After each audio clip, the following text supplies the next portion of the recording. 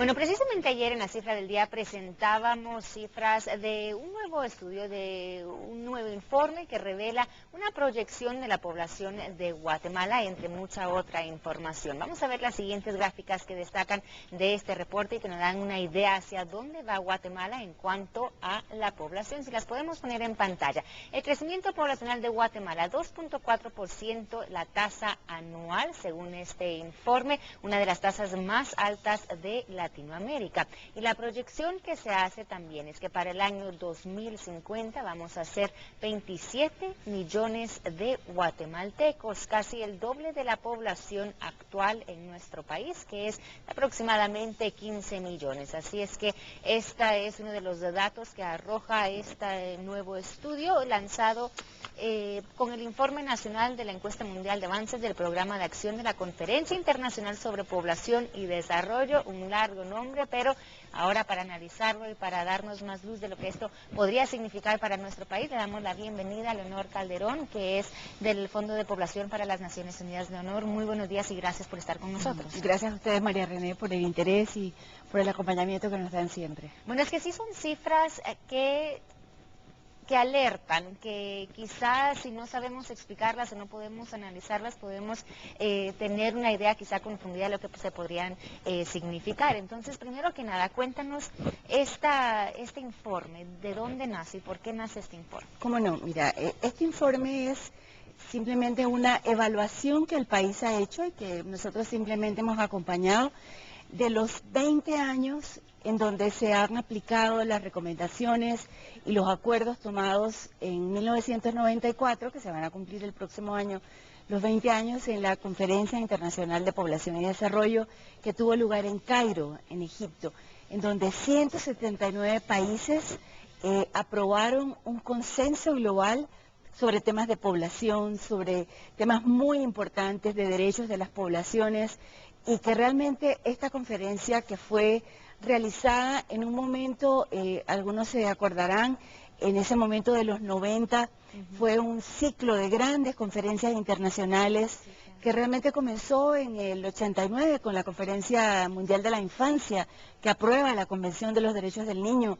que sigue en el 92 con la Cumbre de la Tierra, en el 93 con la Conferencia Mundial de Derechos Humanos en Viena, 94 Cairo, 95 Beijing. Claro. Realmente fue un consenso global de muchos acuerdos internacionales que culminaron con la Cumbre del Milenio, donde se aprobaron los ODM. Ahorita estamos en el proceso de revisión de todo, incluido de los ODM, porque en el 15 los tenemos que revisar. Y a estos 20 años, de manera global, se ha hecho una encuesta que todos los países han aplicado para ver cómo se ha caminado en esa ruta. Y lo más importante es ver los avances, pero sobre todo ver cuál es la agenda pendiente, ver dónde todavía tenemos que reorientar esfuerzos para seguir cumpliendo esa agenda de desarrollo. Y es una agenda extensa y obviamente el informe también abarca muchos aspectos de la población, ¿no? De nuestro crecimiento, características de la población guatemalteca. Pero sí llama la atención esta proyección que hacen, en lo particular me llama la atención, 27 millones de guatemaltecos para el 2050, porque uno se pregunta y te dice la pregunta, ¿será que vamos a caber aquí en Guatemala? Y tú me decías, ¿vamos a caber? Sí, caber sí porque pero realmente... no sabemos cómo vamos a vivir. Exactamente, yo creo que aquí hay elementos muy interesantes.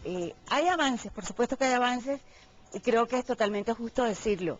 La mortalidad materna ha disminuido, no al nivel que quisiéramos.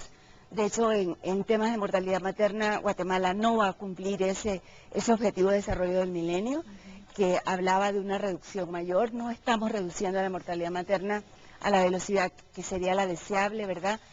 Y lo más lamentable, por ejemplo, en el tema de mortalidad materna, es que la gran cantidad de la razón de mortalidad materna en este momento es 139 muertes por 100.000 nacidos vivos. Es alto, es mucho más alto que el promedio latinoamericano.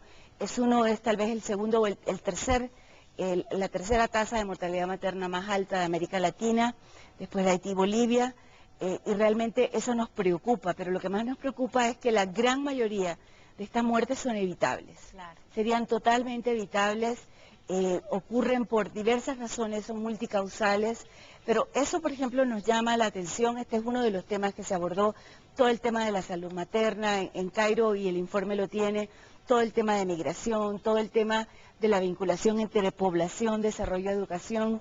Tú me decías que te sorprendía esta cifra. Bueno, yo la quiero vincular, por ejemplo, a los niveles educativos. O sea, lamentablemente en Guatemala todavía tenemos un promedio de escolaridad nacional que es menor de los 6 años, es 5.7 años el promedio de años de escolaridad nacional. En eso entra todo el promedio, entras tú, entran todos, claro. Y eso sube mucho el promedio. Si nos vamos a áreas rurales, si nos vamos a áreas indígenas, esos años de escolaridad disminuyen mucho más. Si nos vamos a mujeres y a mujeres indígenas, disminuyen más. Y esto me decía, se relaciona con esta tasa de crecimiento de población por el hecho de que también tenemos la tasa de fecundidad una de las más altas, así es. Y me decías que a más educación, pues baja esta tasa, ¿no? Y a menos educación esta tasa va subiendo, y así es como se relaciona con el crecimiento de la población. Yo me centro en el tema de la educación porque digamos que es uno de los condicionantes fundamentales para que se pueda avanzar en una agenda de desarrollo. Hay ecuaciones que ya están requete probadas, que son infalibles. A mayor educación de la mujer, menor tasa de fecundidad. Eso ocurre inmediatamente, casi que no hay que hacer más nada. Una mujer con educación se acerca a un servicio de salud, busca métodos de planificación familiar, decide responsablemente cómo quiere que sea su familia y cómo quiere que sea su vida. A mayor educación de la madre, menor mortalidad materna, porque una mujer educada es una mujer que sabe cuidarse mejor. A mayor educación de la madre, menor mortalidad infantil. O sea, realmente vemos que la inversión en las mujeres, en las niñas, es un tema de una rentabilidad social impresionante, de una gran rentabilidad social. Entonces sí, pues en Guatemala tenemos una tasa de fecundidad alta, hemos ido disminuyendo porque eso es de igual manera que hemos ido aumentando la tasa de escolaridad de las mujeres, porque ese es un objetivo de desarrollo del milenio que Guatemala sí va a cumplir, que es la matrícula paritaria de niños y niñas en la escuela primaria.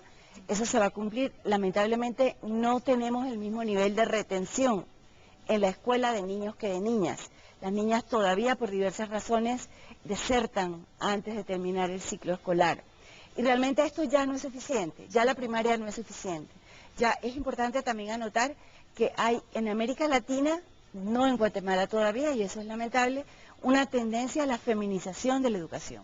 Hay muchos países de América Latina, incluso de Centroamérica, en donde ya la matrícula es superiormente femenina en todos los niveles, incluido el universitario, y donde la retención en los centros escolares también es mayormente femenina. Entonces, hace sentido, porque muchas veces lo hemos dicho, el desarrollo de la mujer va vinculado al desarrollo de un país totalmente. Absolutamente, ¿no? Y otro de los puntos importantes también que destacan es la atención que se le debe dar a la juventud, a nuestra juventud, porque en esa proyección para el 2050, esta proyección que estamos hablando, las personas entre los 30 y 64 años, que sería precisamente esas personas que son ahorita de 15, 19 años, no va a ser el 44% de nuestra población. Entonces, son el futuro, o sea, el futuro de nuestro país. Bueno, en este momento yo creo que esa es una cifra que también es muy alarmante del informe. El 69% de la población en Guatemala tiene 30 años o menos. O sea, estamos hablando de casi el 70% de la población de 30 años o menos. Literalmente de un país joven, probablemente de uno de los países más jóvenes del continente. Eso tiene, y le ponemos, y en el informe aparece con unos signos de interrogación, ¿es una oportunidad?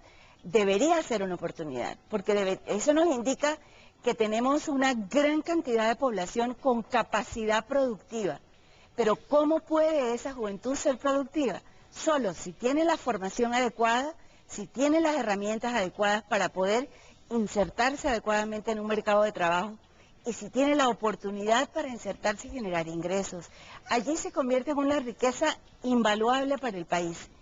Si no tiene esas oportunidades, puede convertirse en una bomba de tiempo, en un segmento de población generalmente con un nivel de educación mayor a los padres, por poco que sea, pero mayor al de los padres, con una gran frustración, con una incapacidad de generar ingresos y con muchísimas tentaciones, lamentablemente por la situación delictiva y de cercanía del crimen organizado que pudiera haber en Guatemala, con muchísimas tentaciones para buscar otras formas de generar ingresos que no sean las que le permitan una vida digna en el marco de la legalidad y la productividad para el desarrollo. Perfecto. Sí, realmente es un segmento al que hay que prestarle una gran atención ahora, porque la oportunidad de inversión es ahora. Exacto. Porque algo muy importante es que por la dinámica demográfica, nunca más vamos a tener esta cantidad de población joven en nuestra pirámide poblacional. Ahora o no lo hacemos. O nunca.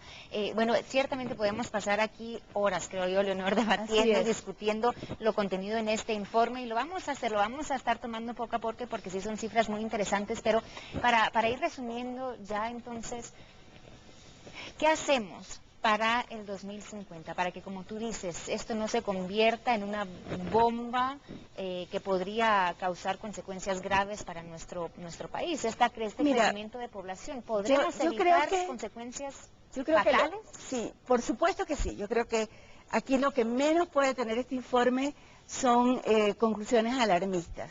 Yo creo que es un encendido de luces amarillas o de algunas lucecitas rojas, tal vez, ¿verdad?, que nos llaman la atención y que nos pone todavía, yo te diría que a tiempo, para acelerar el paso en algunos rumbos, porque sí se están haciendo cosas. O sea, no te puedo decir que no hayan esfuerzos muy importantes para tratar de disminuir la demanda insatisfecha de mujeres que quieren métodos de planificación familiar, para incrementar los niveles educativos, para mejorar la situación de salud materna.